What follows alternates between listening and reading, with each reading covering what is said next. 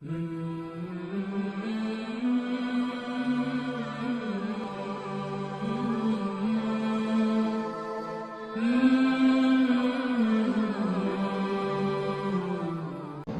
اللہ الرحمن الرحیم الحمد للہ وکفى وسلام علی عباده الذین اصطفى اما بعد فاعوذ باللہ من الشیطان الرجیم بسم اللہ الرحمن الرحیم وما كان لرسول ان يأتي بآية إلا بإذن الله وقال الله تعالى وما كان لنا أن نأتيكم بسلطان إلا بإذن الله صدق الله العظيم وصدق رسوله النبي الكريم ونحن على ذلك من الشاهدين والشاكرين والحمد لله رب العالمين اللهم صل على سيدنا ومولانا محمد وبارك على سيدنا ومولانا محمد وبارك وسلم ثم صل عليه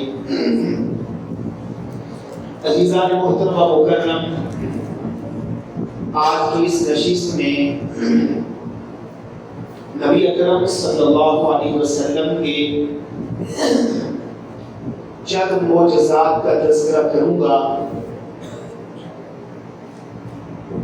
اللہ رب العزت نے پہلے بھی حضور سے قبل جتنے بھی انبیاء علیہ السلام تشریف لائے، موقع کی مناسبت کے لحاظ سے اللہ نے ہر نبی کو کچھ نہ کچھ معجزات جو ہے وہ عطا فرمائے۔ یہ بنیادی چیز آپ اپنے ذہن میں رکھیے گا، میری بات نہیں ہے، یہ اللہ کے قرآن کی بات ہے۔ معجزے کے اوپر ہاتھ نبی کا ہوتا ہے اور پیچھے جو سپر طاقت کام کرنے والی ہوتی ہے وہ میرے اللہ کی ہوتی ہے۔ جیسے ہم کہتے ہیں نا، آپ دیکھتے ہیں کہ بعض دفعہ اللہ کرے ہم ٹھیک ہو جائیں، بعض دفعہ یقین جانیے میں اکثر کہتا ہوں کہ ہم بڑے سخت دل لوگ ہیں۔ ہم اپنا ایک مائنڈ بنا لیتے ہیں اور اسی کے اوپر اپنی رائے قائم کرتے ہیں کہ فلاں بندہ بڑا گستاخ رسول ہے، فلاں صحابہ کا منکر ہے، فلاں بندہ اللہ کے ولیوں کو نہیں مانتا۔ جب تک آپ اپنے کانوں سے بات کو سنے نہ، اپنی آنکھوں سے دیکھیں نہ، اپنی رائے کو قائم نہ کریں۔ اسی طرح یاد رکھیے گا، کسی اللہ کے ولی کے ہاتھ کے اوپر کرامت کا ظاہر ہو جانا، ہم الحمدللہ اس کو بھی مانتے ہیں، کیونکہ جو کرامت ہوتی ہے اس میں بھی پیچھے جو سپر طاقت ہوتی ہے وہ میرے اللہ کی ہوتی ہے۔ اسی طرح جو کسی نبی کے ہاتھ کے اوپر خرق عادت کسی چیز کا ظاہر ہو جانا، اسے معجزہ کہتے ہیں۔ شریعت کی اصطلاح میں اسے معجزہ کہتے ہیں۔ معجزات کے اوپر بڑی بڑی لوگوں نے کتابیں بھی لکھی، اور نبی اکرم صلی اللہ علیہ وسلم کے معجزات کی جو تعداد ہے، بعض حضرات نے 3000 تک یہ تعداد لکھی کہ رسول اعظم صلی اللہ علیہ وسلم کے معجزات کی، بعض نے 300 لکھی اور بعض نے 3000 جو ہے نبی علیہ السلام کے معجزات کی تعداد لکھی۔ تو اس لیے اس میں جو بنیادی چیز ہے وہ ذہن میں رکھیں کہ معجزے میں ہاتھ نبی کا ہوتا ہے اور پیچھے جو طاقت کام کرنے والی ہوتی ہے وہ اللہ کی ہوتی ہے۔ قرآن حکیم میں فرمایا وَمَا كَانَ لِرَسُولٍ أَن يَأْتِيَ بِآيَةٍ إِلَّا بِإِذْنِ اللَّهِ، کسی نبی اور رسول کے بس کی بات نہیں ہے کہ وہ کوئی معجزہ خدا تعالیٰ کی مرضی کے بغیر ظاہر کر سکے۔ اور قرآن حکیم میں حضرت عیسیٰ علیہ السلام کے معجزات کا اللہ رب العزت نے تیسرا پارہ سورۃ آل عمران میں اللہ نے عیسیٰ علیہ السلام کے معجزات کا تذکرہ کیا، کیونکہ عیسیٰ علیہ السلام کے دور میں طب، حکمت یہ بڑی عروج پہ تھی، تو اسی حساب سے معجزات اللہ رب العزت نے صادر فرمائے۔ طب سے مراد ہے بیماریاں بڑی آ گئیں، اور پھر بڑے بڑے حکماء، بڑے بڑے طبیب جو ہے وہ جڑی بوٹیوں سے علاج کیا کرتے تھے۔ تو حضرت عیسیٰ علیہ السلام کو اس وقت کے لحاظ سے اللہ رب العزت نے ان کے ہاتھ کے اوپر معجزات صادر فرمائے۔ یہ جو میں نے بات کہی ہے نا کہ معجزے پہ ہاتھ نبی کا ہوتا ہے، پیچھے جو کام کرنے والی طاقت ہے وہ میرے اللہ کی ہے۔ آپ تیسرا پارہ سورۃ آل عمران پڑھیں، وہاں فرمایا وَأُبْرِئُ الْأَكْمَحَ وَالْأَبْرَصَ وَأُحْيِي الْمَوْتَى بِإِذْنِ اللَّهِ، فرمایا کہ میں مادر ذات مردوں کو زندہ کرتا ہوں، مادر ذات اندھے کو ٹھیک کرتا ہوں، اور کوڑ والی بیماری کو ٹھیک کرتا ہوں۔ یہ سارے کام بِإِذْنِ اللَّهِ میں اللہ کے حکم سے کرتا ہوں۔ معلوم ہوا کہ اس کے پیچھے جو طاقت ہے وہ میرے اللہ کی ہے۔ اور پھر اسی طرح آپ دیکھیے موسیٰ علیہ السلام کا دور تھا، تو موسیٰ علیہ السلام کے دور میں جادو بڑا عروج پہ تھا، تو اللہ رب العزت نے اسی حساب سے اللہ رب العزت نے معجزات جو ہے حضرت موسیٰ علیہ السلام کے ہاتھ کے اوپر صادر فرمائی، اور فرمایا کہ دیکھیے موسیٰ علیہ السلام کا ڈنڈا وہ سانپ بن جاتا تھا، اور موسیٰ علیہ السلام کا یہی ڈنڈا ہے کہ پتھر کے اوپر مارا، قوم نے مطالبہ کیا ہمیں پانی کی ضرورت ہے، تو میرے رب نے کیا کہا؟ میرے رب نے کہا اب یہ ڈنڈا، قرآن حکیم میں فرمایا وَإِذِ اسْتَسْقَىٰ مُوسَىٰ لِقَوْمِهِ فَقُلْنَا اضْرِب بِّعَصَاكَ الْحَجَرَ فَانْفَجَرَتْ مِنْهُ اثْنَتَا عَشْرَةَ عَيْنًا۔ موسیٰ علیہ السلام نے اللہ کے حکم کے ساتھ وہ ڈنڈا پتھر کے اوپر مارا، چونکہ بنی اسرائیل کے 12 قبیلے تھے، اور کئی دفعہ میں نے اس کے اوپر تفصیلی گفتگو بھی کی۔ حضرت یعقوب علیہ السلام کو اللہ رب العزت نے 12 بیٹے عطا فرمائے، پھر آگے 12 قبیلے چلے، 12 قبیلے بنی اسرائیل کے وہاں سے چلے، اور پھر فرمایا جب موسیٰ علیہ السلام نے اس پتھر کے اوپر ڈنڈا مارا فَانْفَجَرَتْ مِنْهُ اثْنَتَا عَشْرَةَ عَيْنًا، اللہ نے اس پتھر سے 12 پانی کے چشمے جاری فرما دیے۔ اور اسی طرح چونکہ جادو بڑا عروج میں تھا، موسیٰ علیہ السلام کے مقابلہ میں بہت بڑے جادوگر، کیونکہ یہ جو کرسی ہے نا اس کا بڑا نشہ ہوتا ہے، اس کے لیے بندہ بہت کچھ کرتا ہے کہ یہ مجھے مل جائے، کہ جس کو مل جاتی ہے وہ کبھی چھوڑنے کے لیے راضی نہیں ہوتا۔ ان کرسیوں کے اوپر بھی فنا ہے، اور میرے رب کی جو کرسی ہے نا واسع کرسی السماوات والارض، زمین و آسمان میں اتنی مضبوط میرے رب کی کرسی ہے کہ اس کے اوپر فنا نہیں ہے۔ کل من علیہا فان ویبقی وجہ ربک ذو الجلال والاکرام، ہر چیز کے اوپر فنا ہے، ہر چیز ختم ہو جانے والی ہے، اور میرا رب وہ ہے جب کائنات میں کچھ بھی نہیں تھا تو میرا رب جو ہے وہ موجود تھا۔ آج بھی میرے رب کی بادشاہت للہ ملک السماوات والارض وما بینہما، صرف زمین و آسمان میں نہیں بلکہ ان دونوں کے درمیان اوپر نیچے جو کچھ ہے ان چیزوں کے اوپر حقیقی بادشاہت اگر کسی کی ہے تو وہ اللہ کی ہے۔ 29واں پارہ سورۃ ملک میں میرے رب نے فرمایا تبارک الذی بیدہ الملک، برکتیں دینے والی۔ اب دیکھیے یہ جو چیزوں میں برکت آ جاتی ہے، چیزوں میں برکتیں آ جاتی ہیں، جیسے رسول اللہ صلی اللہ علیہ وسلم نے فرمایا تم میں سے کوئی بندہ کسی کو کھانا کھلاتا ہے اس کے رزق میں برکت آتی ہے، کوئی بندہ صلہ رحمی کرتا ہے اس کے رزق میں برکت آ جاتی ہے، کوئی بندہ صدقہ خیرات کرتا ہے اس کے رزق میں برکت آ جاتی ہے۔ برکت نہ میں نے دینی ہے نہ آپ نے دینی ہے، وہ برکت برکت میرے اللہ نے ضرور دینی ہے، کیونکہ رسول اللہ صلی اللہ علیہ وسلم کی زبان مبارک سے نکلی بات کبھی جھوٹی نہیں ہو سکتی۔ دل کی تختی پہ لکھ لیں، میں بارہا ہی آپ لوگوں کو کہہ چکا ہوں، ہمارا یہ ذہن بن گیا ہے کہ برکت پیسوں کا بڑھ جانا، پیسوں کا بڑھ جانا اسی کا نام برکت ہے، کاروبار کا بڑھ جانا اسی کا نام برکت ہے۔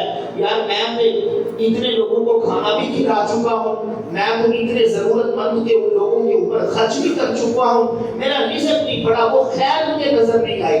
میرے بھائیوں، وہ خیر مجھے نظر آئے یا نہ آئے، اللہ کی قسم وہ ہماری زندگی کا حصہ بن رہی ہے۔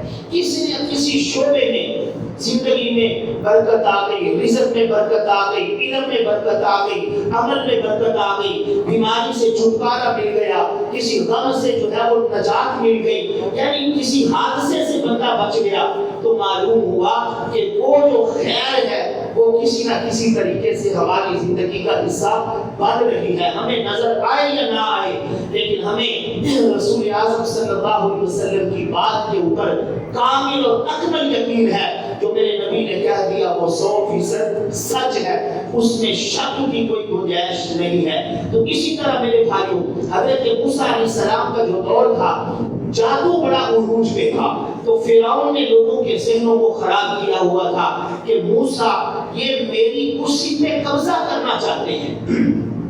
اب میرا رب جو ہے، فرعون اپنے آپ کو رب کہتا تھا، انا ربکم الاعلی، انا ربکم الاعلی، لیکن رب اس کو کہتے ہیں کہ جس نے فرعون کو، جس نے موسیٰ کو فرعون کے محل میں پروان چڑھا دیا، فرعون کے دربار میں موسیٰ علیہ السلام کو میرے اللہ نے جو ہے وہ پروان چڑھا دیا۔ اور یہی موسیٰ علیہ السلام کا بڑے بڑے جادوگر، فرعون نے ہر حربہ استعمال کیا کہ میں کسی نہ کسی طریقے سے غالب آ جاؤں، بڑے بڑے جادوگر بلائے گئے، اور قال موعدکم یوم الزینہ، وہ عید کا دن، خوشی کا جو دن تھا، میدان سج گیا، اور اس وقت ان لوگوں نے رسیاں پھینکی، یخیل الیہ من سحرہم انہا تسعی، 16واں پارہ سورۃ طٰہٰ میں اللہ نے اس منظر کو بیان کیا، اور وہ جو دیکھنے والے تھے نا، انہیں وہ سانپ نظر آ رہے تھے، حالانکہ وہ حقیقت میں کیا تھی؟ رسیاں تھی، انہیں وہ سانپ نظر آ رہے تھے۔ لیکن جب موسیٰ علیہ السلام نے، چونکہ وہ مداری گر تھے، جادو بھی کوئی نہیں تھا، مداری گر تھے، لیکن جب موسیٰ علیہ السلام نے اپنا ڈنڈا پھینکا اور وہ بہت بڑا سانپ بن گیا، اور اس نے ان سانپوں کو ایک لقمہ بنا دیا، اور وہ جو جادوگر آئے ہوئے تھے، مداری گر، وہ کہنے لگے یار ہمارا تو صرف گردن ہے، لیکن موسیٰ علیہ السلام کا ڈنڈا حقیقت میں سانپ بن گیا، حقیقت میں سانپ بن گیا۔ اور پھر بعض لوگوں نے تو یہاں تک لکھا کہ 70,000 لوگوں نے اسی وقت موسیٰ علیہ السلام کا کلمہ پڑھا اور اسی جگہ پہ مسلمان ہو گئے۔ فرعون یوں کرسی پہ بیٹھا ہوا ہے، اور اس نے کہا یہ بندے میرے ہیں، غلام میرے ہیں، میری نوکری کرتے ہیں، میں نے ان کو بلایا ہے۔ اور جب انہوں نے دیکھا کہ موسیٰ علیہ السلام حق پر ہیں، تو کہنے لگے قالوا آمنا برب موسیٰ و ہارون، ہم موسیٰ اور ہارون کے رب کے اوپر ایمان لے کے آئے۔ فرعون بڑا قرآن حکیم میں بیان کیا، وَفِرْعَوْنَ ذِي الْأَوْتَادِ، میخوں والا فرعون، وہ اتنا ظالم تھا کہ اس نے صرف اس لیے کہ موسیٰ علیہ السلام پروان نہ چڑھے، بعض نے 10,000، بعض نے 90,000، بعض نے جو ہے وہ 80,000 تک، لاکھ تک تعداد لکھی ہے کہ اتنے بچوں کو اس نے قتل کر دیا۔ بہت ساری ماؤں نے اپنے حمل ضائع کروا دیے اس وجہ سے کہ یہ دریدہ کہیں ہمارے بچوں کو ہماری آنکھوں کے سامنے قتل نہ کر دے۔ یذبحون، قرآن حکیم میں فرمایا یذبحون ابناءکم، بچوں کو ذبح کر دیتا، ویستحیون نساءکم، اور بچیوں کو زندہ چھوڑ دیا کرتا تھا۔ اور اس وقت یہ جادوگر جب مسلمان ہوئے تو فرعون اس کو بڑی پریشانی لاحق ہوئی، اس نے کہا لَأُقَتِّئَنَّ ایدیکم وارجلکم من خلاف ثم لأصلبنکم اجمعین. تمہیں سمجھ نہیں آ رہی؟ تم نے کس کو للکارا ہے؟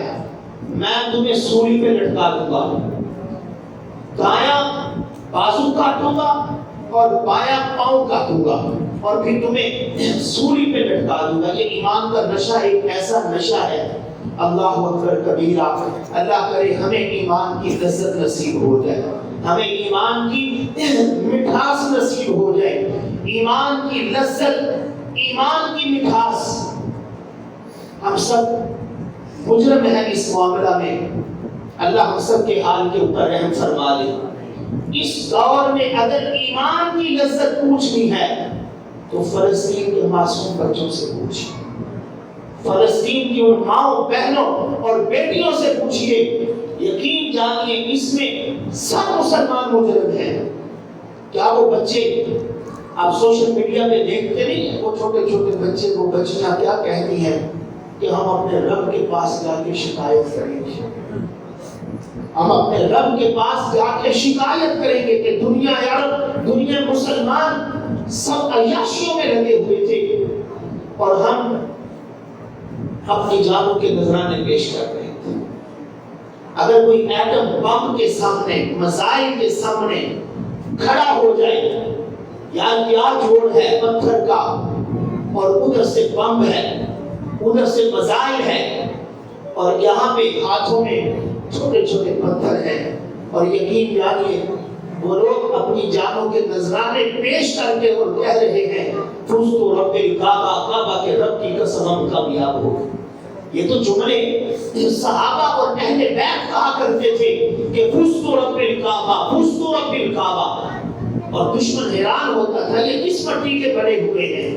تو اس لیے میرے بھائیوں، فرعون نے جب دھمکی لگائی نا، کیونکہ یہ ایمان کی، اللہ کرے کہ ہمیں ایمان کی لذت نصیب ہو جائے، ایمان کی حلاوت ہمیں نصیب ہو جائے. یہ اس وقت نصیب ہوگی جب ہماری زندگی میں تقویٰ آئے گا، جب ہم اپنی موت کو یاد کریں گے، حساب کتاب کو یاد کریں گے، قبر کو یاد کریں گے، پلسیات کی سختیوں کو یاد کریں گے، میدان محشر میں اپنا پسینے میں شرابور ہونا، جب ہم ان چیزوں کو یاد کریں گے پھر ایمان کی لذت نصیب ہوگی. پھر ایمان کی جو ہے وہ نبی صلی اللہ علیہ وسلم نے فرمایا نا، فرمایا کہ جس بندے کو کوئی بندہ نیکی کر کے اس کا دل خوش ہو جائے، وہ سمجھ لے کہ اسے ایمان کی لذت نصیب ہوگی. گناہ ہو گیا، پریشان ہو گیا، وہ سمجھ لے ایمان کی لذت جو ہے اسے نصیب ہو گئی. تو میرے بھائیوں، یہ ایمان کا نشہ ہی ایسا ہے. حضرت سمیہ کو جب ابو جہل نے یوں اونٹوں کے ساتھ باندھ دیا، یار خود تصور کریں کہ ادھر خامد ہے، اسے بیمار پڑ رہی ہے، بیٹا ہے اسے بیمار پڑ رہی ہے، اور رسول اعظم صلی اللہ علیہ وسلم گزرتے ہیں، آنکھوں سے آنسو جاری ہو جاتے ہیں، دعائیں دے رہے ہیں اور کہہ رہے ہیں اے آل یاسر صبر کرو، میں دیکھ رہا ہوں اللہ کی جنت میں تمہارے محل تیار کر دیے، اللہ کی جنت میں تمہارے محل تیار کر دیے ہیں. اور صرف نازک عورت، اس لیے میں خواتین بھی آئی ہوئی ہیں جمعہ میں، میں انہیں بھی دعوت دیتا ہوں، اپنی نسبت جب بھی کرنی ہے سیدہ فاطمہ سے کریں، جب بھی اپنی نسبت کرنی ہے سیدہ خدیجہ سے کریں، جب بھی اپنا کوئی رشتہ جوڑنا ہے، نسبت کرنی ہے تو سیدہ عائشہ سے کریں، جب بھی کوئی اپنی نسبت کرنی ہے تو سیدہ سمیہ سے کریں. اور جب حضرت سمیہ رونے لگی، جب رونے لگی نا تو وہ کرندے کہنے لگے ابو جہل جلدی آ جا، کام بن گیا ہے، یہ رو رہی ہے. اس نے کہا تم غلط سمجھے ہو، میں رو اس لیے رہی ہوں کہ میرے پاس جان ایک ہے، جلدی کر، جو تمہیں کرنا ہے کر لے، میں اپنے رب کی جنت کو دیکھ رہی ہوں. یہ ایمان کا نشہ ہی ایسا ہے. جب فرعون کی گھر والی حضرت آسیہ نے کلمہ پڑھا لا الہ الا اللہ موسیٰ کلیم اللہ، اس نے کہا میرے گھر کو تو گھر سے ہی آگ لگ گئی ہے، یہ کیا بنا، اتنا ظلم کیا، اتنا ظلم کیا. لیکن حضرت سمیہ، حضرت آسیہ پھر اس کو گھر سے نکال دیا اور حضرت آسیہ پھر کیا کہتی ہیں؟ ربی ابن لی عندک بیتا فی الجنہ، اللہ فرعون تو مجھے اپنے گھر کے دانے دے رہا ہے، اللہ تیری اتنی بڑی جنت ہے، تیری اس جنت میں چھوٹا سا گھر چاہے۔ تو میرے بھائی یہ ایمان کا نشہ ہی ایسا ہے۔ فرعون نے جب یہ دھمکی دی نا تو جادوگر سینہ تان کے کھڑے ہو گئے، کہنے لگے تو کن کو ڈرا رہا ہے؟ پہلے تو ہمیں پتہ ہی نہیں تھا کہ ایمان ہوتا کیا ہے، لا الہ الا اللہ پڑھا ہے، اللہ نے ہمارے ظاہر اور باطن کو روشن کر دیا ہے، جلدی کر جلدی کر، تو نے جو کام کرنا ہے ہمارے جسم کے ٹکڑے کر دے، ہمیں سولی میں لٹکا دے، جو کرنا ہے جلدی کر لے۔ قرآن حکیم میں اللہ نے فرمایا ان اللہ اشترى من المؤمنین انفسهم واموالهم بان لهم الجنہ، مومن اللہ کے راستے میں جان دینے سے نہیں ڈرتا، اسے پتا ہے کہ یہ میرا مال، یہ میری جان، اللہ نے اس کو جنت کے بدلے خرید لیا ہے، اللہ نے اس کو جنت کے بدلے خرید لیا ہے۔ تو اس لیے میرے بھائی اس وقت جو معجزات تھے، جادو عروج پہ تھا، اس حساب سے، اور میرے نبی کا جو دور تھا اس میں فصاحت بلاغت بڑی عروج پہ تھی، اس میں فصاحت اور بلاغت بڑی عروج پہ تھی۔ اور اس وقت اللہ رب العزت نے رسول اکرم صلی اللہ علیہ وسلم 4 معجزات میرے نبی کے بہت بڑے ہیں، ایک قرآن، ایک معراج، ایک چاند کا 2 ٹکڑے ہو جانا، اور میرے نبی کا شق صدر ہو جانا۔ یہ 4 معجزات ایسے ہیں جو بڑے معجزات ہیں، اور نبی اکرم صلی اللہ علیہ وسلم کو اللہ نے سب سے بڑا جو معجزہ عطا فرمایا وہ قرآن والا معجزہ ہے۔ اور اس وقت جیسے میں نے ابتدا میں کہا فصاحت بلاغت بڑی عروج پہ تھی، اور صرف اللہ نے اس وقت کے لوگوں کو چیلنج نہیں کیا، قیامت آنے والے لوگوں کے لیے آج بھی اللہ کے قرآن کا چیلنج موجود ہے۔ فرمایا قُلْ إِنِ اجْتَمَعَتِ الْإِنسُ وَالْجِنُّ عَلَىٰ أَنْ يَأْتُوا بِمِثْلِ هَٰذَا الْقُرْآنِ لَا يَأْتُونَ بِمِثْلِهِ وَلَوْ كَانَ بَعْضُهُمْ لِبَعْضٍ ظَهِيرًا۔ فرمایا سارے جنات، سارے انسان آپس میں مل جائیں اور ایک دوسرے کے مددگار بھی بن جائیں، لا یأتون بمثلہ، پھر بھی اس جیسی ایک صورت نہیں لا سکتے۔ یہ قرآن مجید کا چیلنج ہے قیامت۔ اور پھر ایک جگہ پہ اور پہلے پارے میں سورۃ البقرہ میں فرمایا وَإِن كُنتُمْ فِي رَيْبٍ مِّمَّا نَزَّلْنَا عَلَىٰ عَبْدِنَا فَأْتُوا بِسُورَةٍ، چیلنج ہے اگر کسی کے پاس محمد کریم صلی اللہ علیہ وسلم جیسا جوان ہے وہ لا کر کھڑا کرے، اور دوسرا قرآن حکیم جیسی کوئی ایک صورت تو بنا کے لاؤ، سب کو ملا لو۔ اور پھر بعد میں پارے میں ام یقولون نفترا قل فاتوا بعشر سور مثلہ، وہاں بھی میرے اللہ نے چیلنج کیا۔ ان لوگوں نے وہ سر جوڑ کے بیٹھے ہوئے تھے، انہوں نے کہا یار دن ب دن شکست ہو رہی ہے، یہ بات ذہن میں رکھے، باطل نے مٹنا ہی مٹنا ہے، باطل نے مٹنا ہی مٹنا ہے، اور ایک اسلام میں ہی غالب آنا۔ یریدون لیطفئوا نور اللہ بافواہہم واللہ متم نورہ ولو کرہ الکافرون۔ علماء اقبال نے کہا تھا نا نور خدا ہے کفر کی حرکت پہ خندہ زن، بھوکوں سے یہ چراغ بجھایا نہیں جائے گا۔ اسلام کو جتنا دباؤ اس کی فطرت ہے کہ اس نے ابھرنا ہے، اس نے ابھرنا ہی ابھرنا ہے۔ اور پھر اس وقت لوگوں نے رابطہ کیا، بہت بڑا شاعر تھا، لبیب اس کا نام تھا، بڑی اس کی عمر تھی، وہ اس کو لے کے آئے، اس کے گرو یوں نیچے رکھے ہوئے تھے، بالکل بوڑھا ہو چکا تھا، ادھر یہ لوگ تالیاں بجا رہے ہیں۔ آج محمد رسول اللہ صلی اللہ علیہ وسلم کو نعوذ باللہ شکست ہو گئی، لیکن کیا ہوا؟ وہاں پہ لکھا ہوا تھا اِنَّا أَعْطَيْنَاكَ الْكَوْثَرَ، قرآن مجید کی صورت لکھی ہوئی تھی۔ اس نے وہاں سے پتھر لیا اور دیکھ رہا ادھر یہ سب خوش ہو رہے ہیں، آج کام مکمل ہو جائے گا، آج ہمارا سکہ غالب آ جائے گا۔ لیکن بڑا سمجھدار آدمی تھا، بڑی فصاحت بلاغت، بڑے بڑے فارموں میں اس نے حصہ لیا، اور عرب کی دنیا کو اس کے اوپر بڑا ناز تھا کہ یہ شخص آدمی کو شکست دے دے گا۔ لیکن جب اس نے پڑھا نا اِنَّا أَعْطَيْنَاكَ الْكَوْثَرَ لکھا ہوا تھا، تو کہنے لگا واللہ ما ھذا کلام البشر، اللہ کی قسم یہ کسی بشر کا کلام نہیں ہو سکتا۔ اور قرآن حکیم یہ سب سے بڑا معجزہ جو اللہ رب العزت نے رسول اکرم صلی اللہ علیہ وسلم کے قلب اطہر کے اوپر نازل کیا۔ تو میرے بھائیوں یاد رکھیے گا، قوموں نے پہلی قومیں جتنی بھی تھی معجزہ وہ مانگتے رہے، اور یہ میرے اللہ کی سنت ہے، جب کوئی قوم معجزہ مانگتی ہے اور پھر اس کے بعد اگر وہ اس کے اوپر عمل نہ کرے تو پھر اللہ ان قوموں کو مٹا دیا کرتا ہے۔ حضرت صالح علیہ السلام کی قوم نے کیا کہا تھا؟ وَيَا قَوْمِ هَٰذِهِ، انہوں نے بھی یہ مطالبہ کیا کہ یہاں سے اونٹنی نکال، پھر ہم تیرے اوپر ایمان لے کے آئیں گے۔ اور ہوا کیا؟ میرے اللہ نے ان کی منشا کے مطابق حضرت صالح علیہ السلام کے ہاتھ کے اوپر معجزہ صادر کر دی۔ اب ان کے دل سخت ہو گئے، ماننے کے لیے وہ تیار ہی نہ تھے، ماننے کے لیے وہ تیار ہی نہ تھے۔ پھر میرے اللہ نے اس قوم کو تباہ و برباد کر دیا۔ میرے بھائیوں آج دیکھیے، میں اور آپ دیکھیں قرآن حکیم یہ کتنا بڑا معجزہ ہے۔ یہ کلا کا بات ہے، ایک ہوتا ہے اعتقادی انکار، ایک ہوتا ہے عملی طور پہ انکار۔ اعتقادی طور پہ تو ہم ظاہری بات ہے مسلمان ہیں، لا الہ الا اللہ محمد رسول اللہ پڑھا ہے، اعتقادی طور پہ تو ہم اس کا انکار نہیں کرتے، لیکن عملی طور پہ ہم اس کا انکار کرتے ہیں۔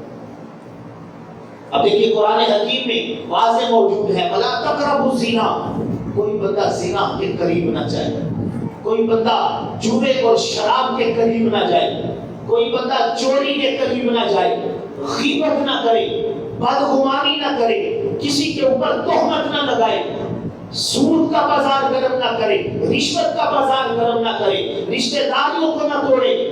ہر چیز قرآن حکیم میں بیان کی ہے۔ آج اس کے اوپر کتنا عمل ہم کر رہے ہیں، کتنا عمل کر رہے ہیں۔ قرآن حکیم میں جا بجا میرے اللہ نے حکم دیا اقیموا الصلاۃ وآتوا الزکاۃ، اقیموا الصلاۃ وآتوا الزکاۃ۔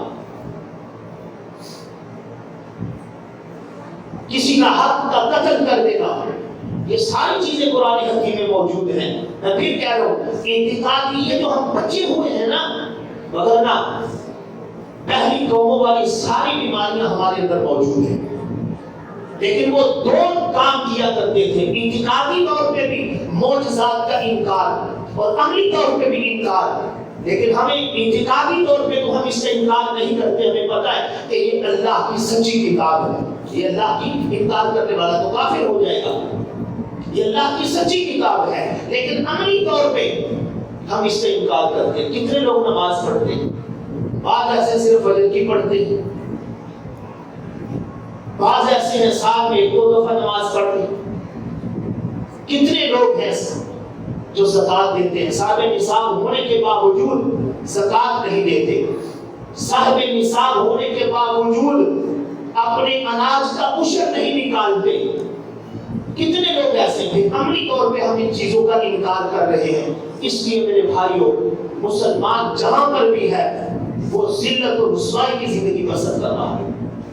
یہ کیسے ہو سکتا ہے کہ ہم اللہ کے فیصلوں کا انکار کریں، ہماری زندگیوں میں سکون آ جائے، ہم اللہ کے فیصلوں کو نہیں مانتے؟